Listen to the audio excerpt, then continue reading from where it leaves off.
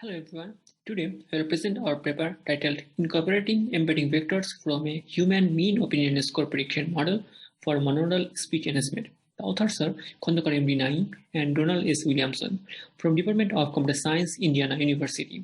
I, Khandokar MD Nayem, will present this paper in InterSpeech 2021. Let's begin.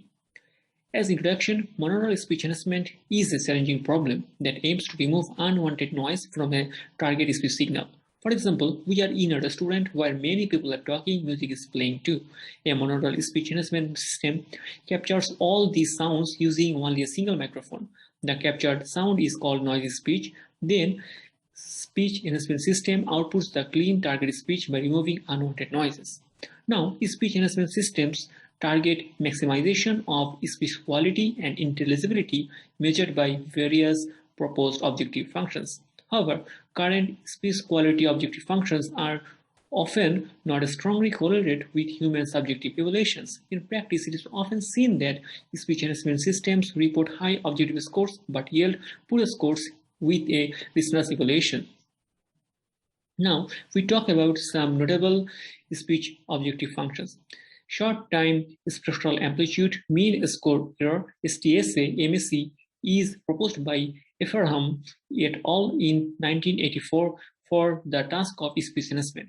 This MSE style objective function is most common in deep learning models. However, MSE tends to produce over-smoothing problem in enhanced speech. Next, short time objective intelligibility (STOI), which is proposed by Tal et al. In 2011. This is a popular metric for compute intelligibility performance of a speech enhancement model. In 2018, Fu et al. Jointly optimized a speech enhancement model with STOI and SMSC as objective function, which improves speech intelligibility according to the objective and subjective measures. In 2018, Zhang et al. Apply gradient approximation and Koizumi et al. Use policy gradient method where STOI is the objective function. In 2019, Kohlbeck et al. Compares MSE and STOI as loss function. They suggest that applying the traditional STS-MSE estimator leads to similar gain of STOI estimator. Next, perceptual evaluation of speech quality PESQ is proposed by Briggs et al. In 2001, which is a popular metric to compute speech quality of a speech enhancement model. In 2018, Fu et al. Report that PESQ does not improve when optimizing with STOI. In 2018, Martin Donas et al. Proposed a PESQ-inspired objective function that considers symmetrical and asymmetrical disturbance of speech. In 2018, Fu et al. Formulates QualityNet model for non-intrusive PESQ estimation, which is used to enhance speech as a maximization criteria in Fu et al. 2019 and as a model selection parameter in Lazario et al. 2019. Since equation of computing PESQ is complex and non-differential, gradient-based deep models cannot use PESQ directly as objective functions. Lastly, signal-to-distortion ratio (SDR), which is proposed by Favored in 2005. In 2010, Khandokar et al. Proposed SDR as objective cost function. As our motivation, in 2006 by Weeks et al. And in 2011 by Emily et al. Show that optimizing with objective measures of success is not always optimal, since they do not always strongly correlate with subjective measures. In subjective evaluation, human listeners give relative preference scores on the quality of the speech. Average of these scores generate a mean opinion score MOS, which represents human perception of the speech. In 2016, Petron et al. And in 2019, Aviala et al. Proposed human-assessed MOS estimation model separately. In 2020, Deng et al. Formulates another MOS estimation model which shows best human-assessed MOS estimation results in real-world environment. Therefore, for a good perceptual enhanced speech, good scores in objective functions and good scores in subjective evaluation are required. This leads to the idea of joint learning where multiple targets are optimized at the same time.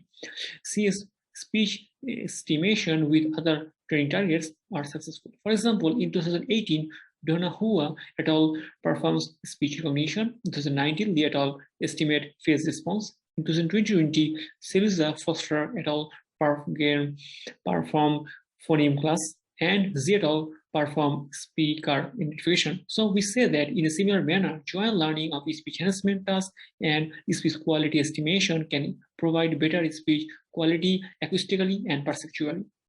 Therefore, we propose a joint learning scheme that estimates speech quality MOS score and enhances the speech signal. MOS estimation model produce encoded embedding vectors that extracts perceptually useful features that are important for human-based assessment. Proposed speech enhancement model is conditioned on that embedding vectors and enhanced the noisy speech using a separate encoder-decoder framework. Our proposed model jointly updates both the MOS prediction and speech enhancement models during training using speech enhancement and MOS prediction loss terms. Now, problem formulation. In the time domain, noisy speech is a sum of clean speech and noise. In the time frequency domain, noisy speech is the multiplication of magnitude and exponent of phase. We can consider the noisy phase as union of two sound sources, S, which is the clean speech, and N is the noise. Therefore, we want to approximate magnitude of clean speech by learning the function f on noisy speech.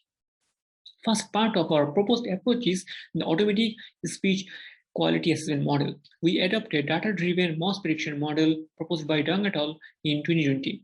This MOS prediction model consists of an attention-based encoder-decoder structure that uses stacked pyramid bidirectional long short-term memory PBLSTM networks in the encoder.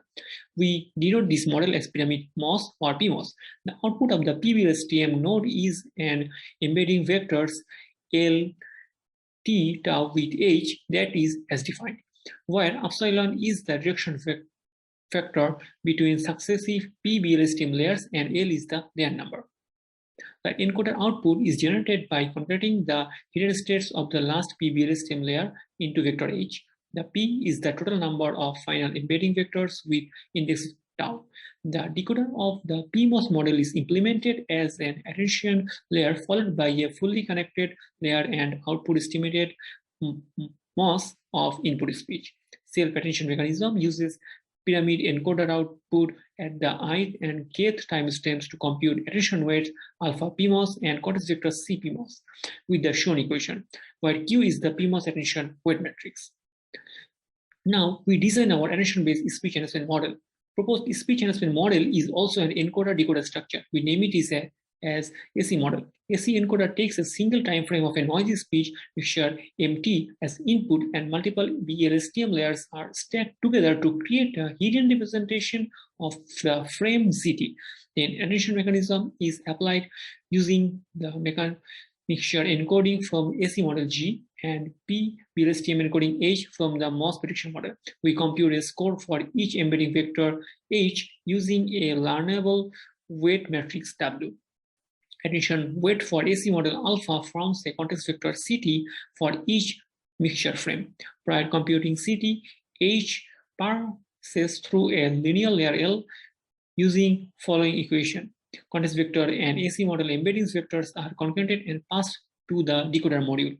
Decoder consists of a linear layer of TNH activation function, two BLSTM layers, and a linear layer of REL. It outputs the estimated enhanced speech S hat. Now, finally, we join these two modules together for joint learning. This is called AC plus PMOS model. Our joint learning objective functions uses the weighted average of signal approximation loss, LSA, the MSE of magnitude spectrum, LMSE, and the MSE of MOS estimation, LMOS. With hyperparameter lambda 1 and lambda 2, the overall loss function represents by L. We first train the PMOS model using LMOS, then we train the AC model using lambda 1 equals to 1 while running the PMOS model in inference mode. Finally, we train both models jointly using L for further reduce any correlational difference between the true MOS and estimated MOS in the PMOS model and to increase perceptual quality of the enhanced speech. Now, dataset. We train and evaluate using cosine and voice speech corpora. Now, cosine contains 150 hours audio, which captures 7 channel wearable microphones with multi-party conversational in a variety of noisy environments. For example, street cafeteria bus, wind, noise, etc. The approximated SNRs range from -10.1 to 11.4 dB, and voices records audio with 12 microphones placed in 2 rooms with different background noises to capture reverberant noisy speech. The approximated speech to reverberation ratio ranges from -4.9 to 4.3 dB. Most data are captured from the listening study that is outlined by Deng et al. 2020, which contains most quality rating of 18,000 cosine signals and 18,000 voice signals. Noisy and reverberant stimuli of both datasets are divided into training 70%, validation 10%, and testing 20% sets and trained separately. In experimental setup, PMOS encoder uses L equals to 3 PBL stem layers with 128, 64, and 32 nodes in each direction respectively, on top of a BDL stem layer of 256 nodes. The direction factor epsilon equals to 2 is adapted here. Therefore, the final latent representation of each term is reduced in the time resolution of factor of 8. The context vector is passed to a fully controlled layer with 32 units. On the other hand, AC model uses a BLSTM layer-based encoder-decoder architecture, where encoder consists of 2 BLSTM layers. Each BLSTM layer contains 20 nodes and linear layer of 321 nodes. Input feature vector is the magnitude of the mixture spectrogram computed using a Hamming window of 50% overlap normalization. Now results. In table 1, we show the accuracy of our MOS estimation model.